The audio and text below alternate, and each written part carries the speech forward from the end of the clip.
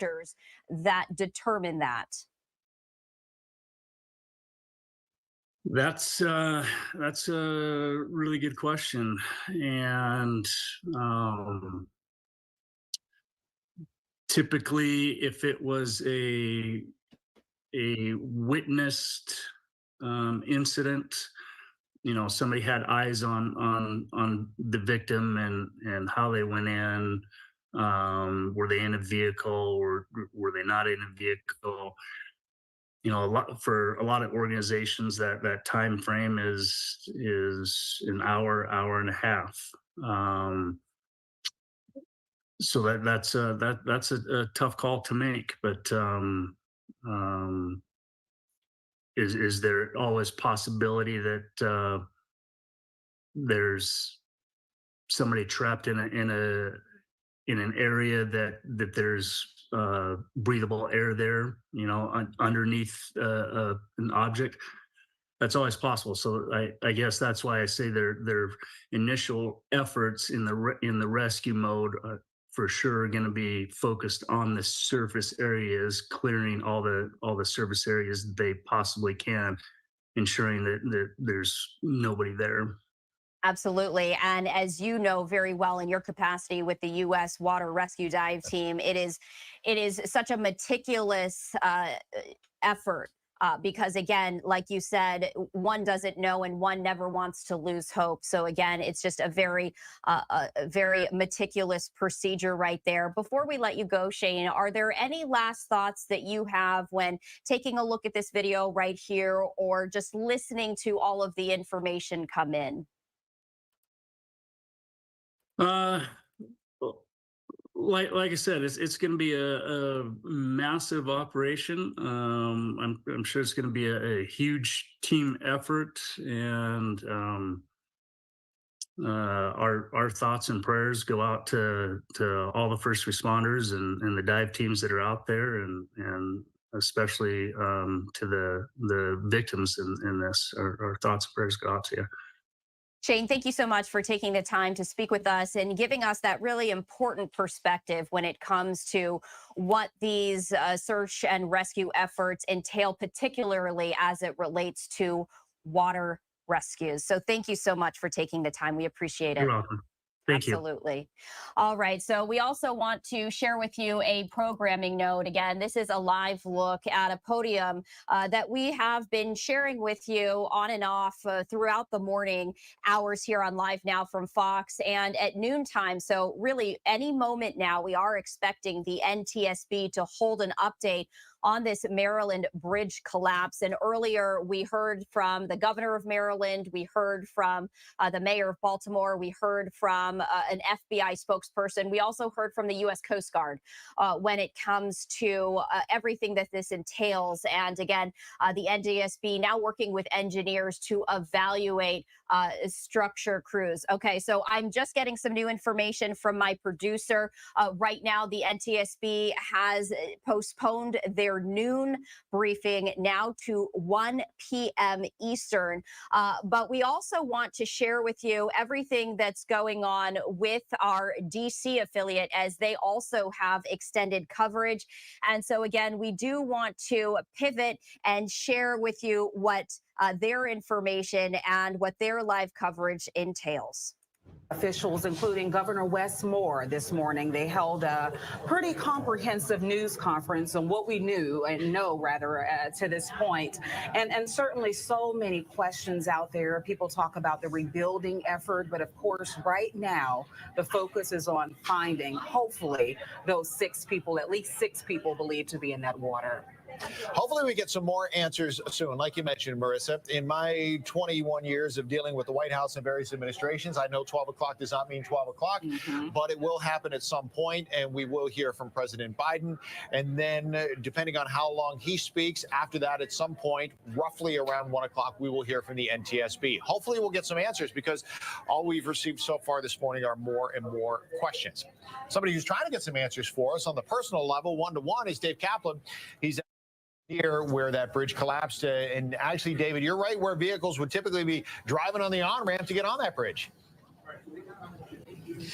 Yeah, Steve, and I got to tell you, just getting to this area, there's certainly a sense of kind of eerie calm, knowing that this bridge has collapsed, that to get here, you didn't see much in the way of traffic. And this is a bridge that carries about 35,000 vehicles per day. And obviously, it is collapsed right now. You've touched on President Biden being briefed on this. Obviously, that gives a sense of the gravity of this situation and what crews are dealing with. You touched on a couple of these specifics, but just to sort of sum up what we heard from Governor Westmore a little over an hour ago, indications are that 8 people was what the number that they were originally searching for. They said that those were largely construction crews that were on the bridge doing pothole repair work. Indications are 2 people have been recovered.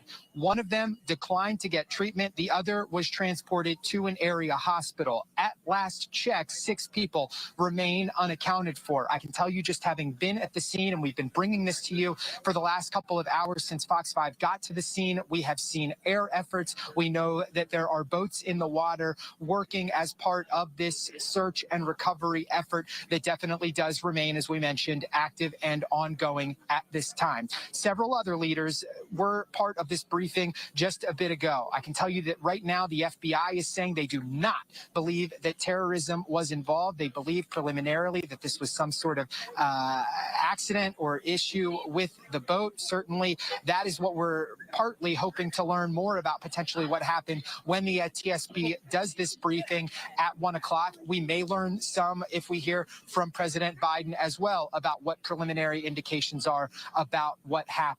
I got to tell you, we know that Maryland has declared a state of emergency. We know the city of Baltimore has declared a state of emergency. And hearing from Governor Westmore, Baltimore Mayor Brandon Scott, indications are that is really just to free them up to have the emergency response meet the moment right now, which is obviously grave. It is severe. It is one that is centrally focused on the rescuing of lives right now. I tried to ask a couple questions about just the importance of this area, the significance of the Port of Baltimore to Brandon Scott. He did say he's not answering any of those questions right now. The focus obviously is on the lives that are trying to be saved and recovered at this time. We also heard from Governor Westmore that there was a Mayday called and issued before the bridge hit the the vessel hit the bridge, and indications are that action saved lives. It prevented additional vehicles from traveling onto the bridge before it collapsed. But as Steve just touched on, the sort of big central question right now is whether or not there were vehicles that were on the bridge, how many of them might have been on the bridge, the people who may or may not have been on inside of those cars if they were on the bridge. Certainly a lot of questions that do remain outstanding as these search efforts, this emergency response continues at this hour. All right, David, thank you so much. We want to get back out to Melanie Alwick as well as she covers the other end of the story. We do. A little more information on the ports, and I hope I'm not stealing your information here, but just did get some confirmation from the shipping company itself saying that all their ships that are out there right now, anything that was scheduled to be delivered to the Port of Baltimore, which you can tell us how busy it is, they're just going to have to find another place to drop off supplies or take those ships. So, behind the scenes, there's all this activity that is happening to try to maneuver all the pieces around it. That one cargo ship, you can see how many shipping containers are on there. Some of them filled with vehicles and some with other things, but nonetheless, there's a lot of shipping activity that typically happens right in that area where you are, Mel, and it's all being disrupted. That's right. So, we heard from a couple of different angles in that area. We heard from the Port of Baltimore first, letting us know that all the traffic is shut down at this point. Also saying that they want to express their deepest thoughts and condolences to the individuals and the families in the incident. Then we heard from Synergy Marine Group, which basically is the one who is handling this cargo ship.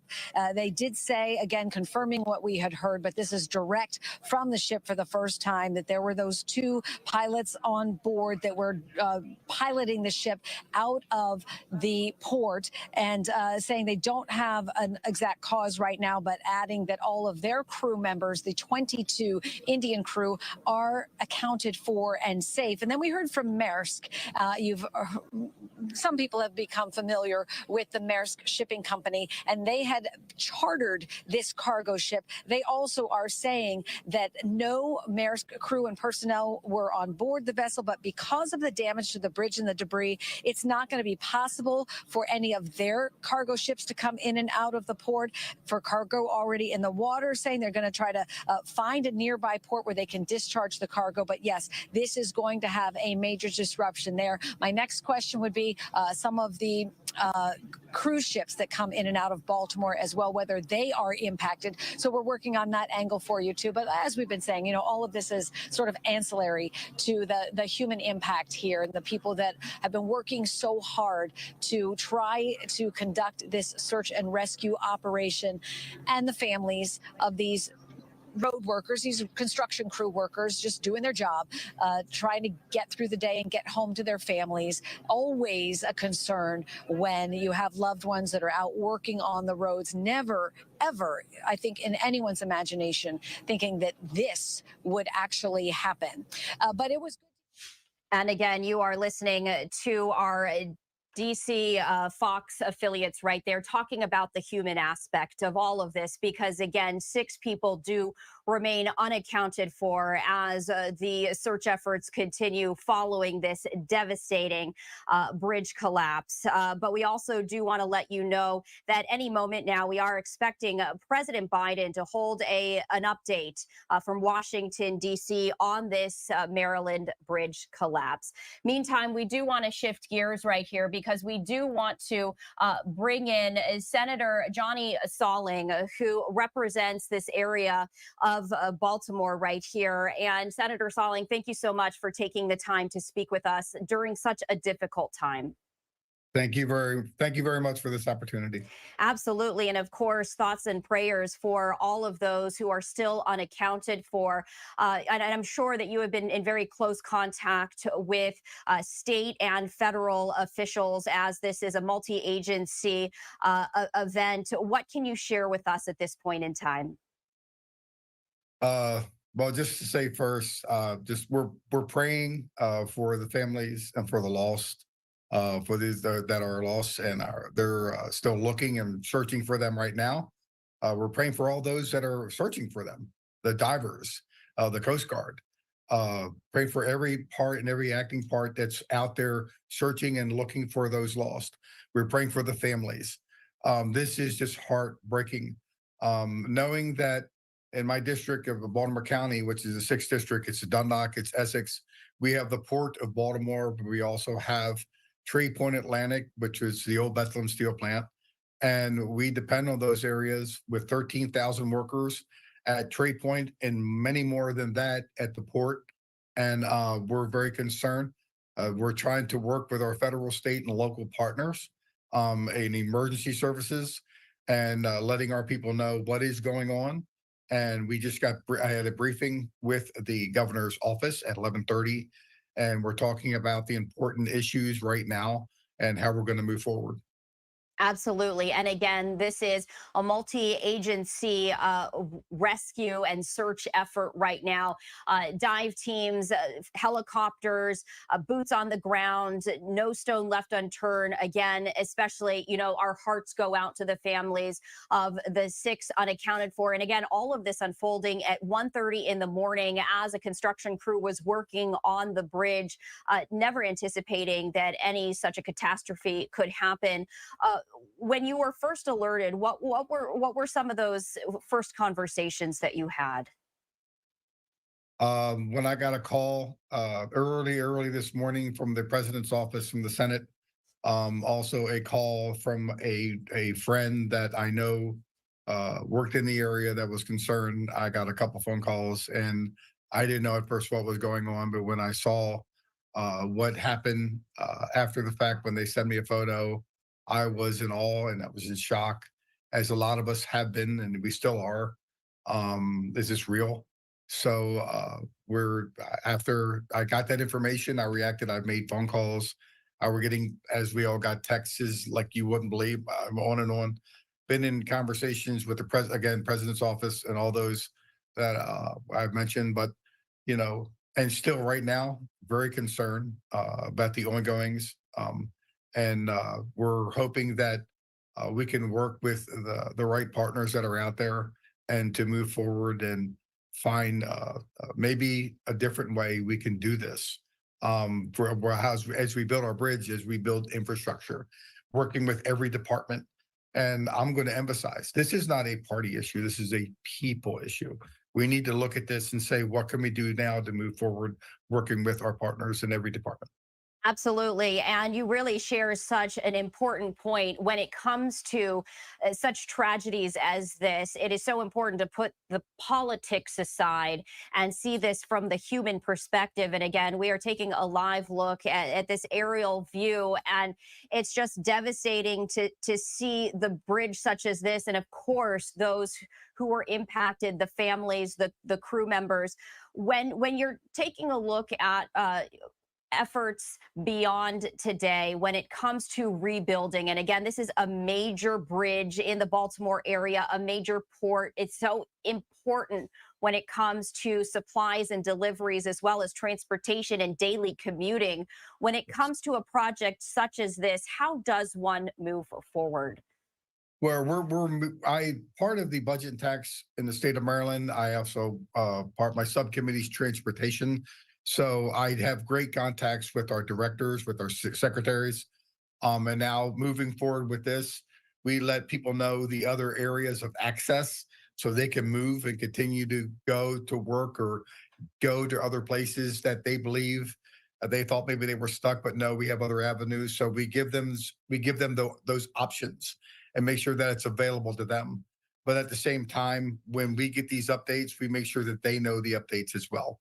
So we're going to do everything that we can to let the people know that live in the area and around the area, that work in the area. We will have conversations and they will be ongoing. And we're going to make sure that anything that happens and moving forward, that we're in a state of emergency right now. So there's things that we can do to move forward. And I think we need to work together doing that as well.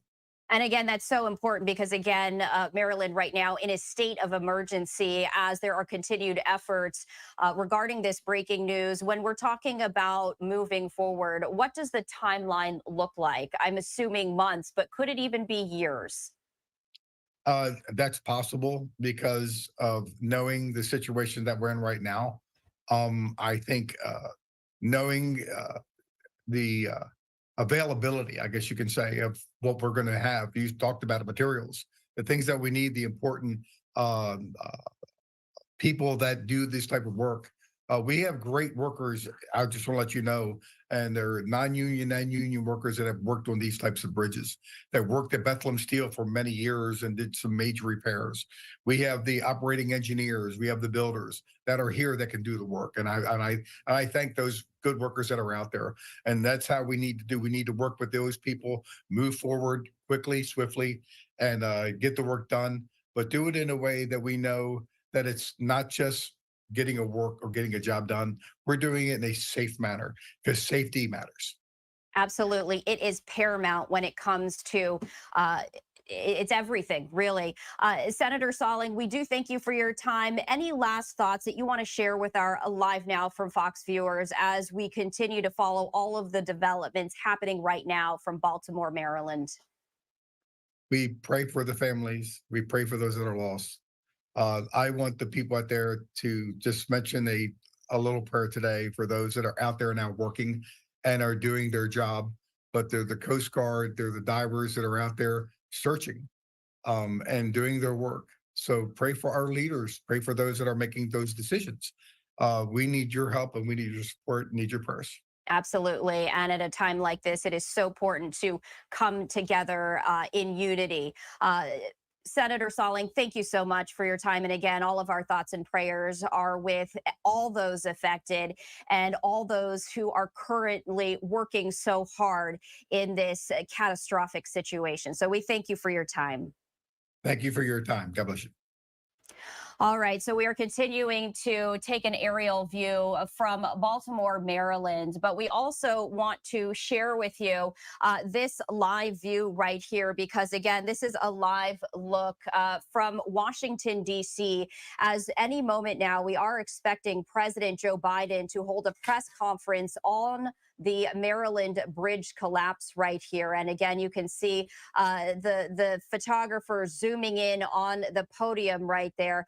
We are going to continue, of course, to follow that, as we do expect the president to speak any moment now. We are going to step away for a 2-minute break. We will continue to follow this breaking news in 2 minutes.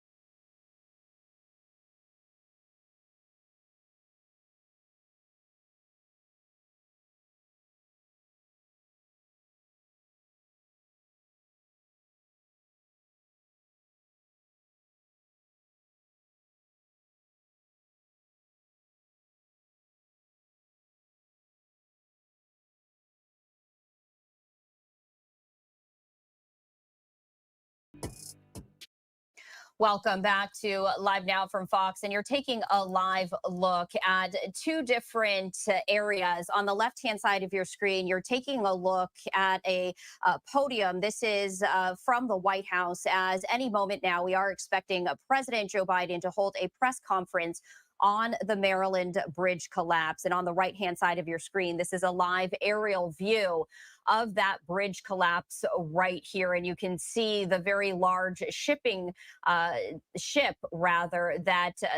caused this catastrophic collapse right there. Again, this is a live look from the Port of Maryland. And if you're just joining us in this noon hour Eastern time, we do want to bring you the very latest, as we are awaiting the president to speak on this breaking news right there. But I want you to take a look at your screen if you're not doing so already, because the helicopter camera has zoomed in on the point of contact. This is the front part of this container ship that smashed into the Francis Scott Bridge, I should say, causing the bridge to collapse at 1:30 a.m. Eastern. So again, in the middle of the night, all of this unfolding as breaking news. And there was actually a construction crew working on the bridge on a concrete deck at the time of impact right here. There were also a number of vehicles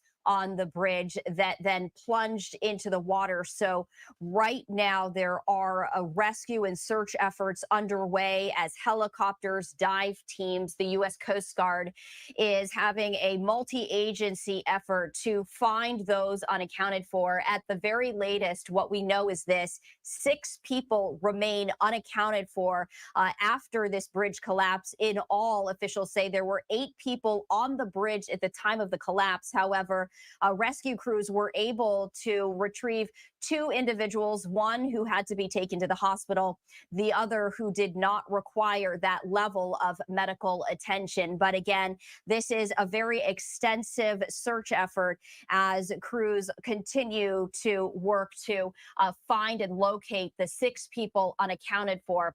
And again, as we continue to follow this breaking news, we continue to learn bits and pieces of information We also want to let you know that the NTSB is going to be holding a news conference at 1 p.m. Eastern. They initially were scheduled for noon, but now the president is set to speak any moment now. So they shifted to 1 p.m. Eastern. And of course, we're going to bring you that news conference as it happens live, because again, they are the investigating agency into this catastrophe. Preliminary investigation, though, points to an accident. That is according to Maryland officials. There is no evidence of a terror attack. And earlier we did hear from an FBI spokesperson who said while they are continuing to investigate, at this point in time, there is no reason to believe that this is terrorism. So again, we do want to let you know about that. But again, the 6 individuals who are unaccounted for are part of a construction crew. Engineers right now working very closely with the NTSB to evaluate the structure issues of the bridge, because again, this bridge was built and completed in the 1970s prior to some of the very latest required safety measures in regards to bridges in ports. But officials say the bridge was fully up to code. So again, just to give you all of those latest details right here.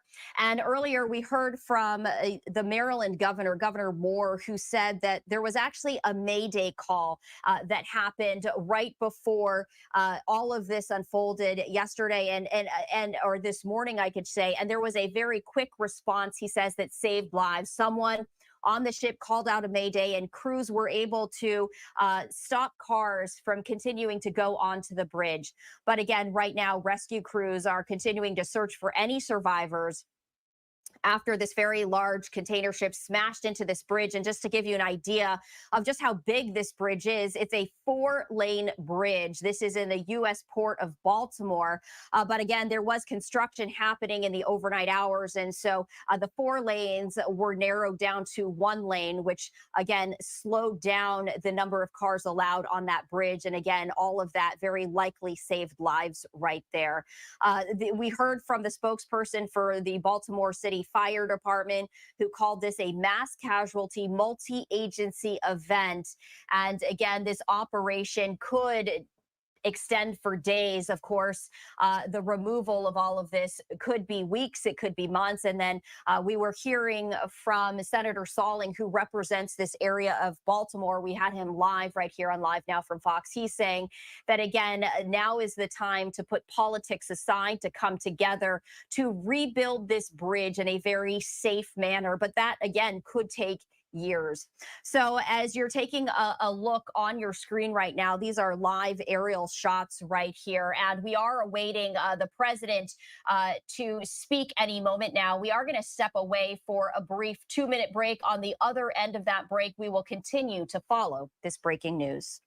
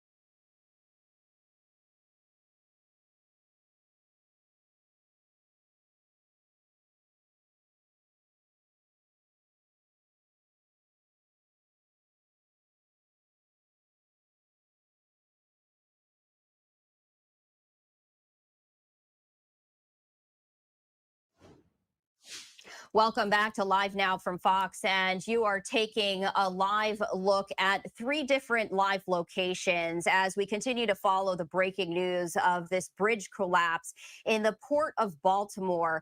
You're taking on the left-hand side of your screen, you are taking a live look at the situation, the scene of this tragedy that happened at 1:30 this morning Eastern time. This is in the Port of Baltimore, and you can see part of a bridge in the water right there. That is the Francis Scott Key Bridge. This is a major bridge for transportation and deliveries in the Baltimore area. You can also see a very large container ship right there.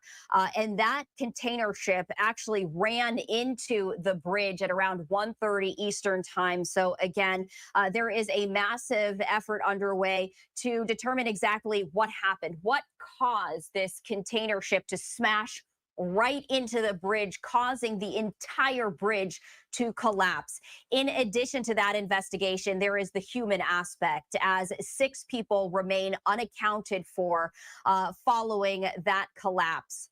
On the upper right-hand side of your screen, any moment now, we are expecting President Joe Biden to speak about this emergency situation. And again, Maryland is in a state of emergency right now. So as soon as President Joe Biden takes to the podium, we, of course, will bring you his remarks live in their entirety here on Live Now from Fox.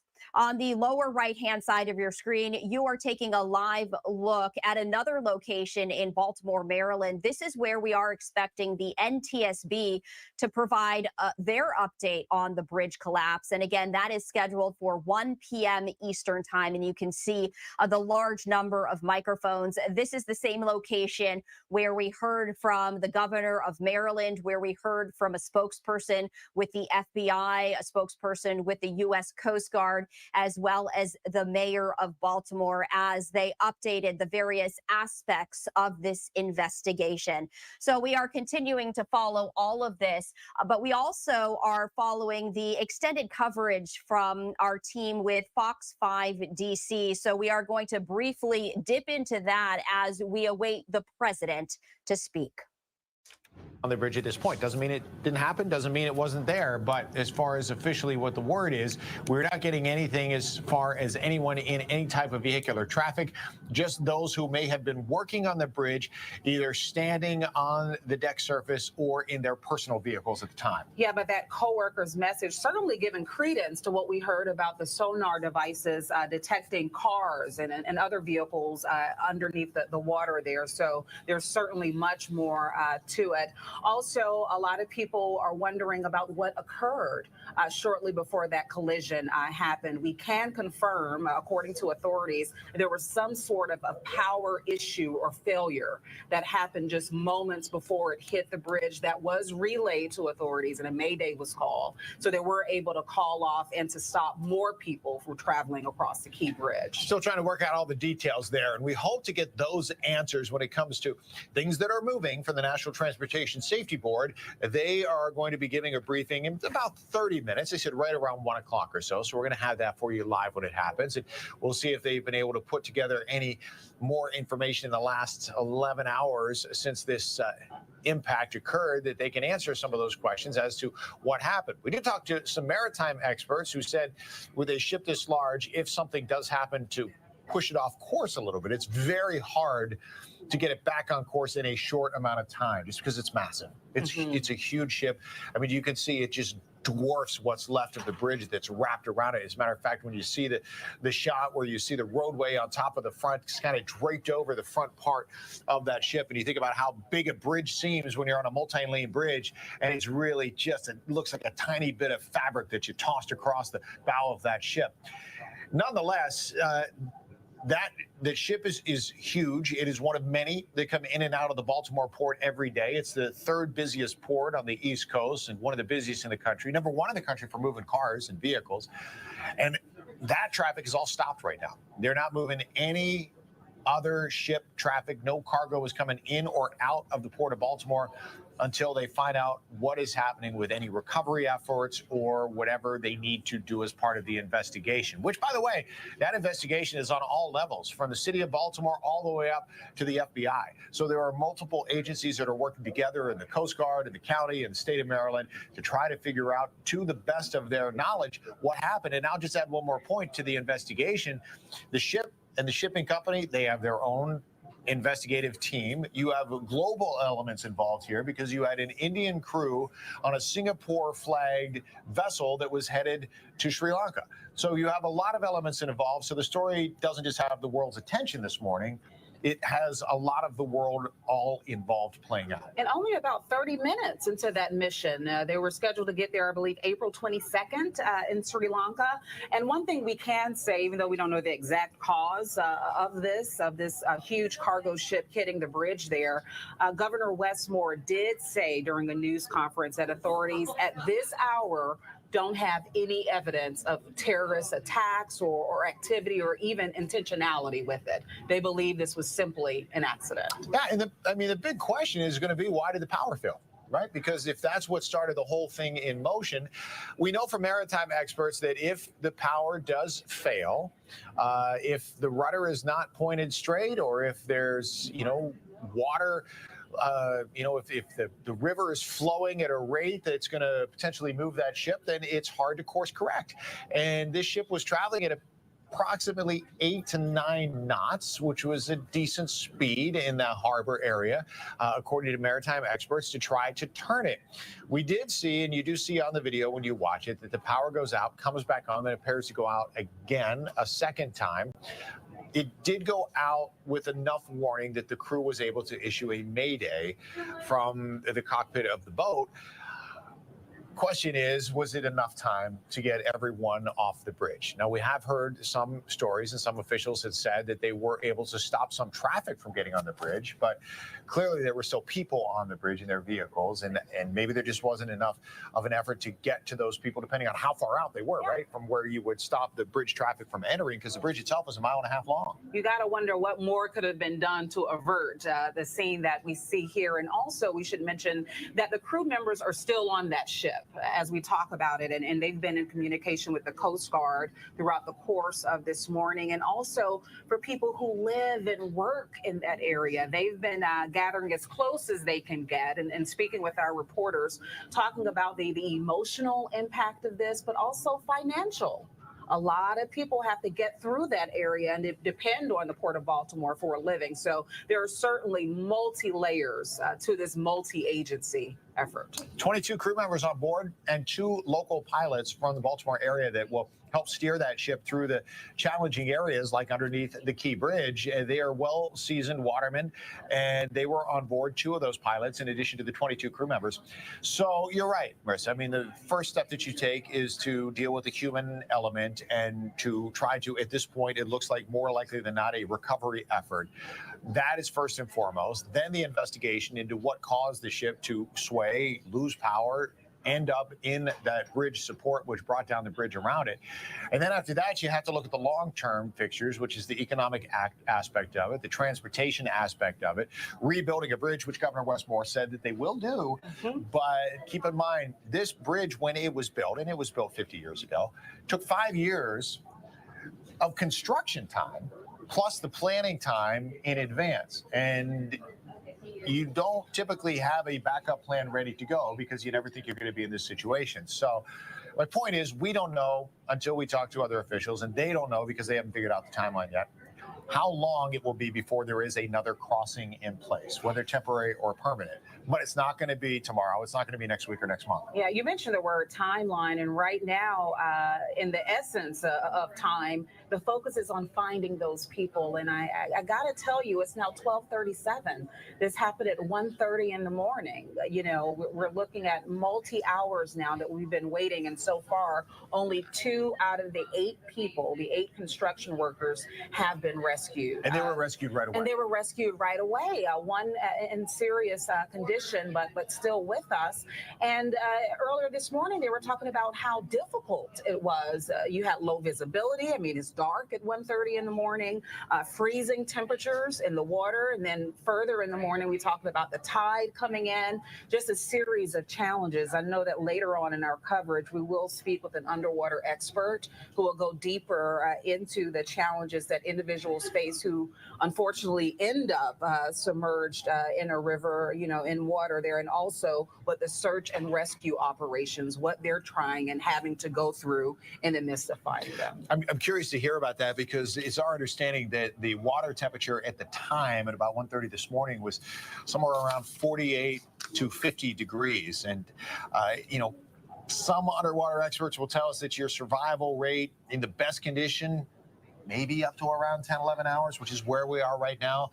This is the path, what you're looking at right here on the left. This is the path that the ship took as it left the port of Baltimore, traveling down the Patapsco River to head out into the bay.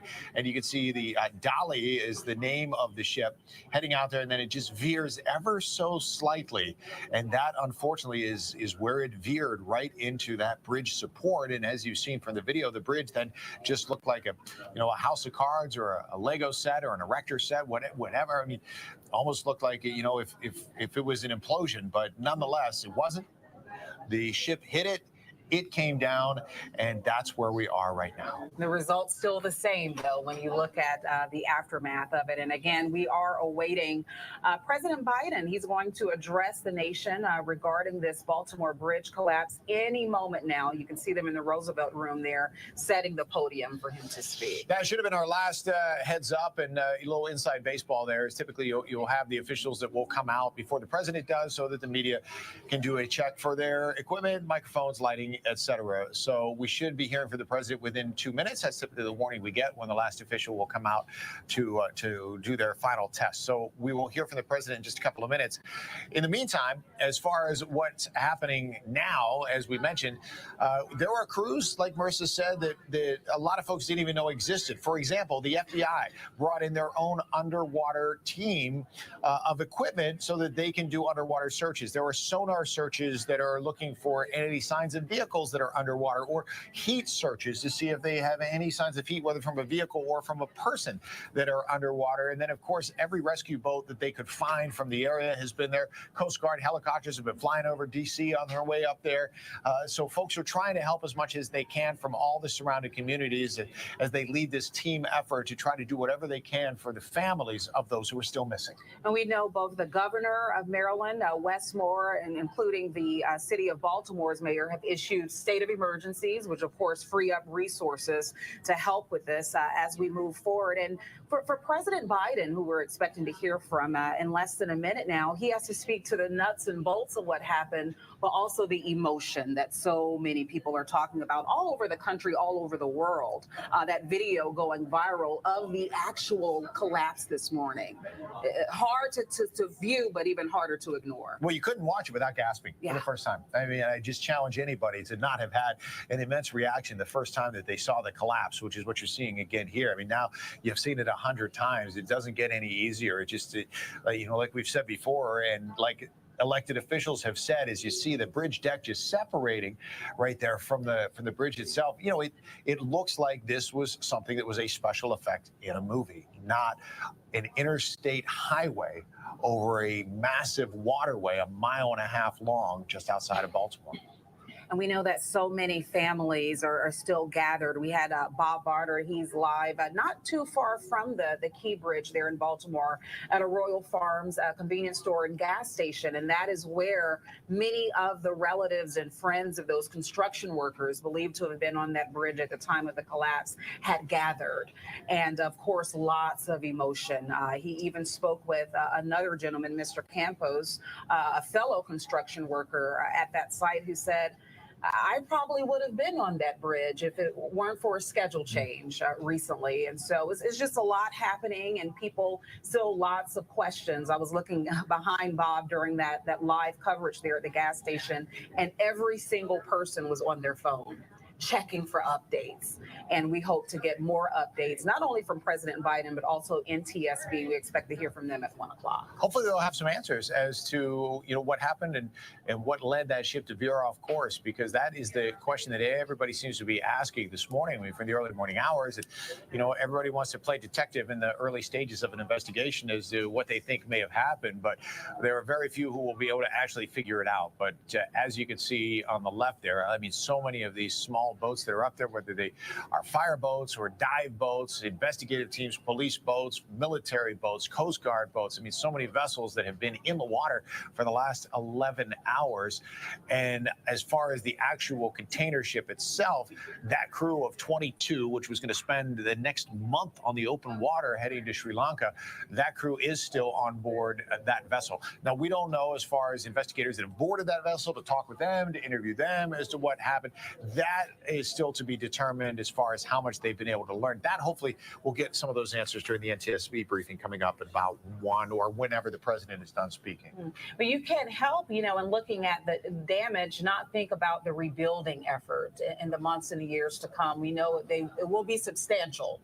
We can say that much, but of course, the focus is on hopefully finding those people. We've had several viewers ask, okay, you're talking about the construction workers, but what about other people, other commuters that could have been on? We simply don't know at this hour. No, and for folks who make their living with the cargo ships and the container ships and everybody who works in the port that's looking for work right now, I mean, I'm not talking about any permanent changes, but, as we've heard from residents up there who have family members who work in the ports, I mean, you get to work when the ships are there, right? And if the port is closed indefinitely, you don't know how long it's going to be until more ships come in. Now, I will say this, what they are trying to do at the port, it is closed to ship traffic, but it is open to truck traffic. So no more container ships will be coming into Baltimore. Any that are on the water right now are going to have to find another port to go to offload. But those that are already in the port of Baltimore, they do have trucks available, and it's a long journey and a long job, but they will be potentially able to offload some of that cargo via truck, get it somewhere else if it looks like it's going to be an extended amount of time before the ships can start moving again. Well, like you said earlier, we've been talking about it. This is going to be a ripple effect in so many, even the businesses in the area that depend on the traffic of those workers to sustain. We're going to see this from quite some time, not just for Baltimore and Maryland, but across the East Coast.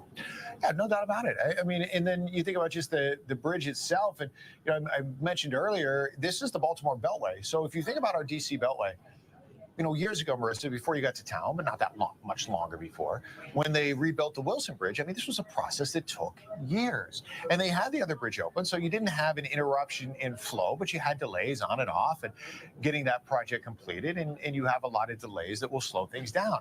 This is essentially it's not essentially, it's a complete rebuild. This is a bridge that took, in total of planning and building, 8 years to build. Now you have better technology now, you have better construction processes now. I'm not saying it's going to take 8 years to rebuild the bridge by any means, but you don't build a bridge in a day. It's going to take some time, and while that process is underway, this was one of your main connections in the Beltway. So it's like if you took a chunk out of And I was waiting to talk to the last member of the delegation in the region. Good afternoon. Before I leave for North Carolina, which I'm going to do in a few minutes, I want to speak briefly about the terrible incident and accident that happened in Baltimore this morning. At about 1:30, a container ship struck the Francis Scott Key Bridge, which I've been over many, many times commuting from the state of Delaware, either on a train or by car. I've been in Baltimore Harbor many times. And the bridge collapsed, sending several people and vehicles into the water, into the river. And multiple U.S. Coast Guard units, which are stationed very nearby, thank God, were immediately deployed along with local emergency personnel. And the Coast Guard is leading the response at the port, where representatives from the Federal Highway Administration, the FBI, Department of Transportation, the Army Corps of Engineers, as well as Maryland officials and Baltimore Police and Fire, are all working together to coordinate an emergency response. Officials at the scene estimate 8 people were unaccounted for still. Not still, were unaccounted for. That number might change. 2 have been rescued, 1 without injury, 1 in critical condition. And the search and rescue operation is continued for all those remaining. as we speak. I spoke with Governor Moore this morning, as well as the Mayor of Baltimore, the county executive, both United States senators and the congressman. And my Secretary of Transportation is on the scene. I told them we're going to send all the federal resources they need as we respond to this emergency. And I mean all the federal resources. And we're going to rebuild that port together. Everything so far indicates that this was a terrible accident. At this time, we have no other indication, no other reason to believe there's any intentional act here.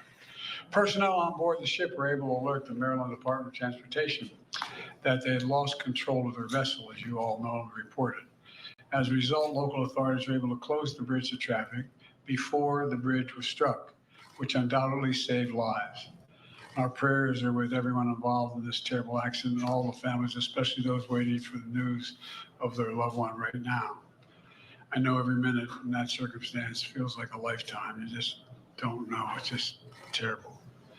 We're incredibly grateful for the brave rescuers who immediately rushed to the scene, and to the people of Baltimore. I want to say we're with you. We're going to stay with you as long as it takes. And like the governor said, you're Maryland tough, you're Baltimore strong, and we're going to get through this together. And I promise we're not leaving. Here's what's happening now.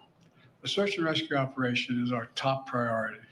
Ship traffic in the Port of Baltimore has been suspended until further notice, and we'll need to clear that channel before the ship traffic can resume.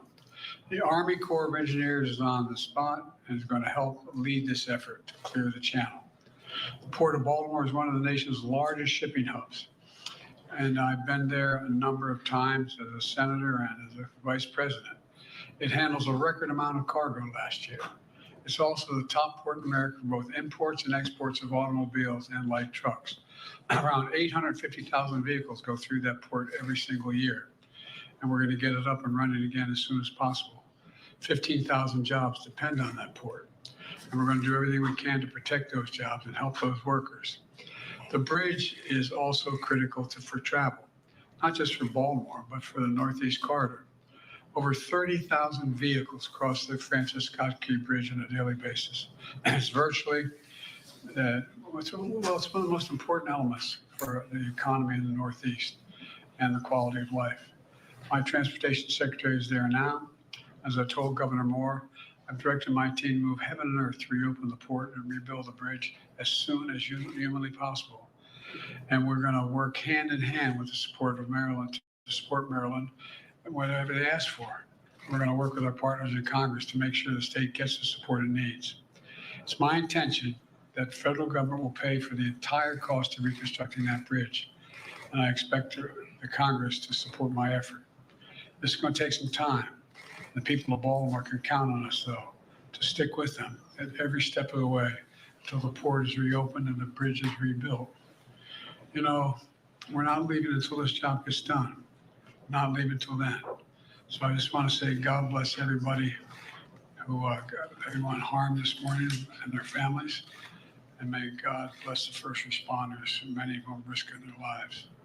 And the reason I'm not going to take a lot of questions, there's remaining issues that are open that we got to determine what's going to happen in terms of the rescue mission and the like. But Do you plan to go to Baltimore, sir? And if so, how quickly?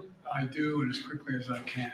You said the federal government's also going to pay for the repairs. I'm just curious, this was a ship that appears to be at fault. Is there any reason to believe that the company behind the ship should be held responsible? And then also, you mentioned could be, but we're not going to wait for that to happen. We're going to pay for it to get the bridge rebuilt and opened. What did you make of Israel's decision not to attend this meeting this week? Oh, I don't want to get into it. We have plenty of time to talk about Rob. You mentioned the port. Can I ask about cars? About the port.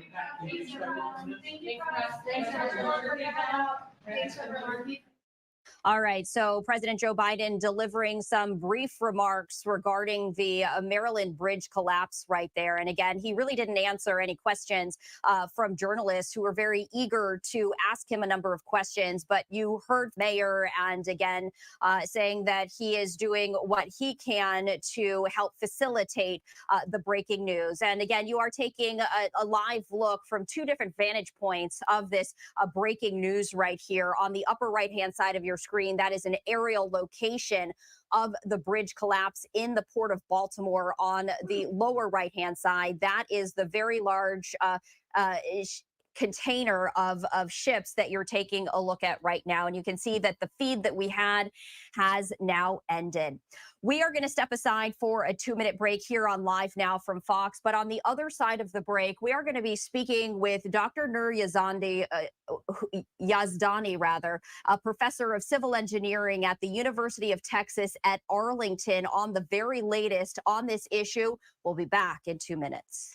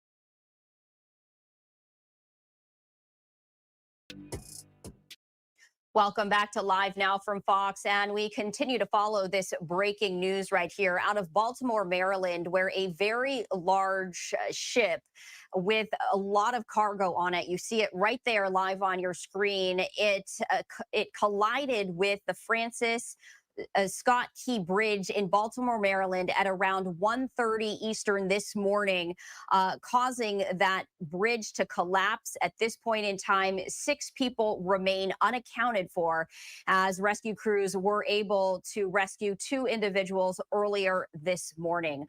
I do want to bring in Dr. Nur Yazdani, a professor of civil engineering at the University of Texas at Arlington. And Dr. Yazdani, thank you so much for taking the time to speak with us about this breaking news. We appreciate it. Thank you for having me. And it's a very unfortunate situation. Absolutely. And again, our thoughts and prayers continue to go out to all of the families of those still unaccounted for, as well as all of the rescue crews who are involved in this massive effort. We are taking a live look really at the point of contact where that enormous ship collided with the bridge very early this morning in Baltimore. You know, as a professor of civil engineering, when you first learned about this breaking news, what first came to mind? Well, I was very shocked and saddened. The sheer magnitude of the accident is beyond comprehension. You know, it's such a major thoroughfare through the Eastern Corridor. It carries so many traffic, so much goods, and the whole economy of the Northeast kind of depends on it. So the first thing which I noticed was that the bridge is totally unprotected. You know, there's nothing preventing a vessel of that size and that velocity to come and hit that. It has such a momentum. This bridge doesn't have a chance to withstand that kind of impact. Absolutely. And again, and you're an expert on civil engineering, and taking a look at this from a historical perspective, this bridge was built in the 1970s, of course, prior to, all of those new safety measures. And what you mentioned was that there's nothing to prevent this massive ship from colliding with a bridge. And I would have to imagine, just given the destruction right there, how fast might a ship be going? I looked at the live video. Looks like it was going. It's very hard to assume. I would say it's going about maybe few miles per hour, at the most, because I don't think these ships can go at a high velocity. But because it's getting such a high magnitude of goods, in engineering we call it momentum, which is the velocity and the mass of the ship. And if you look at the bridge, the structure, the support, it's totally unprotected. There's nothing preventing something from moving and hitting it. Modern bridges since the 80s have been designed with rear protection.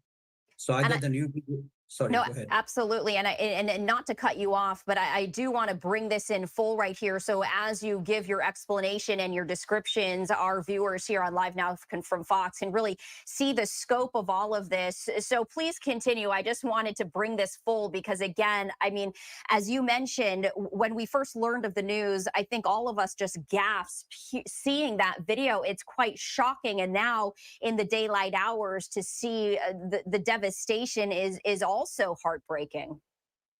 Definitely it is. And as I was saying, that federal authorities have installed new bridge guidelines, design guidelines for new bridges, where they can withstand. It can be designed, if you're doing from scratch, a new design.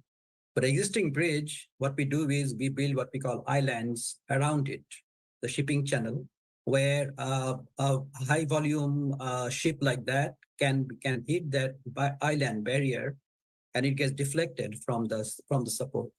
The island is destroyed, but it can be easily rebuilt. There are examples like that. I think there's another bridge in Maryland which was recently renovated for $100 million like that. But that's not a high cost. If you think now, this bridge to be rebuilt will need many, many more times that much amount to be rebuilt. And then the months closure of that bridge will have astronomical impact on the economy and the goods transport and the livelihood of the people around the communities. That's truly very unfortunate. Absolutely. There are so many different facets to this, as we've been continuing to say. There's, of course, the human aspect, as 6 individuals remain unaccounted for. There's also the structural aspect and the investigation. How did this happen? And as you mentioned, of course, there's the economic impact, because, again, this was a 4-lane bridge, very important when it comes to commerce, when it comes to transportation. But again, as you also mentioned, because this is a port, there's also the ships that can no longer navigate out of this port as well. So again, it's just devastating on so many levels. From a civil engineering perspective, as you're taking a look at the devastation in the daylight hours, and again, what we've been hearing is that the bridge was fully up to code. We are expecting to hear from the Ntsb later on this afternoon about their initial investigation. But what are your thoughts as you're taking a look at this? Well, my first impression, because it's 1977 bridge, and that time there was no compliance with ship impact like this. So unless they did something after that to retrofit that support, which from a first view doesn't look like that anything was done, it looks like an old support. I didn't see any kind of wrapping or any kind of island around it. So I may be wrong, but looks like nothing has been done since the bridge was built in the 70s. And I may be wrong, but I didn't see that. If you see those support that you see there now, they are kind of flimsy, very flimsy, in my viewpoint, especially a magnitude of a ship of that it's a major thoroughfare. And every day, I'm sure several bridges like that, vessels like that go through there, So I'm not sure what was done, simply, I can tell you. No, absolutely. When it comes to moving forward, and again, this is going to take an incredible amount of time because, as we've been hearing, nothing is going to move until that investigation is over. You want to preserve the evidence as it is right now. But once the investigation is over and they remove the bridge from the water, what is the next step? I mean, can it even be salvaged from your perspective, or does it simply need to be rebuilt? I think the new bridges, this is the old bridge. If you see the truss that was there, so that truss, we don't use, I think, modern bridges. It's the architectural aspect of it. That I'm sure they will rebuild it in some form of fashion.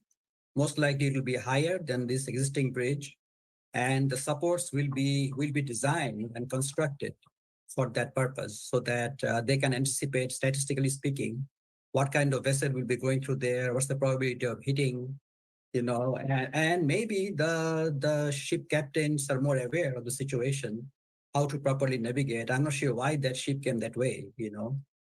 It seemed like it went straight for the foundation of the bridge.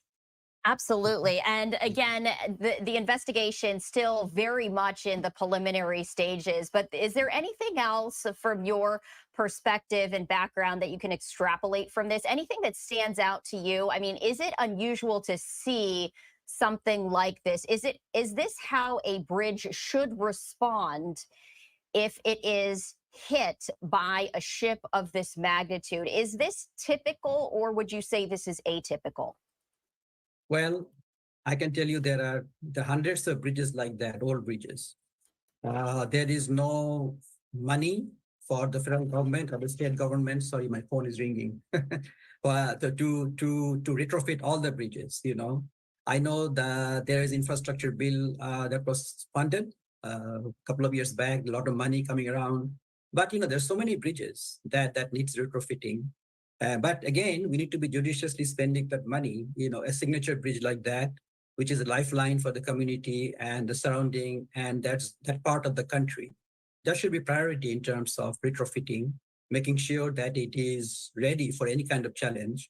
What we call resiliency. Resiliency means that the strength against any kind of extreme event, for example, traffic impact, hurricanes, floods, and so forth, and seismic activity as well. Absolutely. And you did point upon the economic impact as our helicopter takes a scan, if you will, of all of these shipping containers. Again, this is the Port of Maryland that we are taking a live look at from the vantage point of our helicopter. And you can see the thousands of shipping containers waiting to be loaded on and off of ships. And again, Dr. Yazdani, you were talking about this is catastrophic on a human level. This is catastrophic on an infrastructure level. This is catastrophic on an economic level, because all of these shipping containers, how do you get them in and out of a port that is now basically essentially shut down because of this tragedy? Mm-hmm. Yeah, I think you got the point right there. That this I know we can reiterate, there's going to be a major economic challenge, not only for the community there, but the industry there, and it will take a lot to recover from this. I can't even fathom how they will do that, but I wish them all the good luck. Absolutely. And before we let you go, do you have any last thoughts on this developing breaking news? No, I think it's eye-opener for us. As I mentioned, this is beyond comprehension, and it's already done. We have to face it, and we have to make it right. So, but it's a wake-up call for us for future other bridges that are in similar situation. We need to do something, not to just leave it to accidents will not happen, or it's remote. We cannot do that. We need to be prepared for the eventuality. Absolutely. Dr. Yazdani, we so appreciate you taking the time to speak with us today. Thank you so much for having me. I appreciate it. Absolutely. And again, we are continuing to take a look at an aerial view of the Port of Maryland as we continue to follow the breaking news after a very large ship with containers of cargo smashed right into the Francis Scott Key Bridge, essentially shutting down all of the transportation in and out of this port right here. And again, there is the human aspect that we continue to want to reiterate in that 6 individuals remain unaccounted for.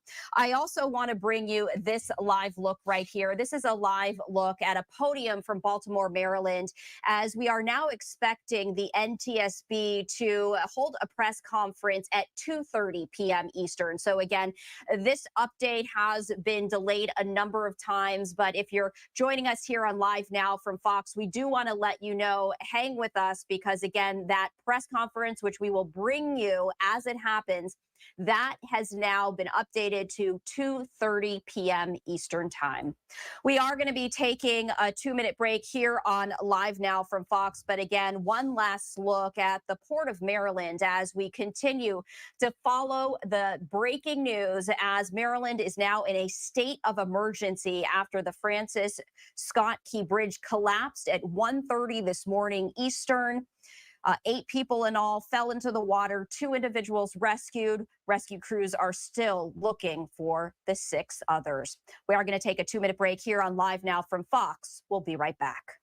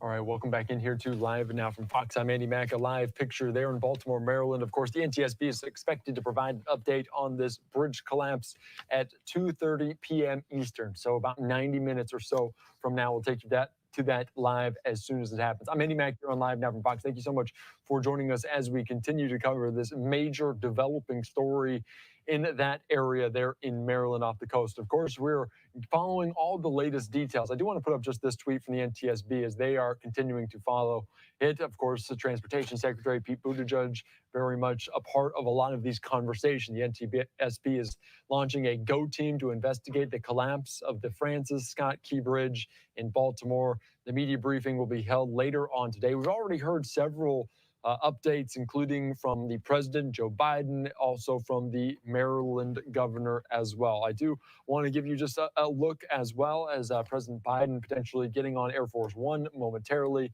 So we'll see what happens there. Of course, he spoke talking about this, obviously being briefed on all of the latest developments there in Maryland. I do want to just give you some video, some updates on what we were watching earlier on this morning, about 1:30 in the morning. Of course, we won't show this video much, but it is a very dramatic video from earlier today, as you can see from potentially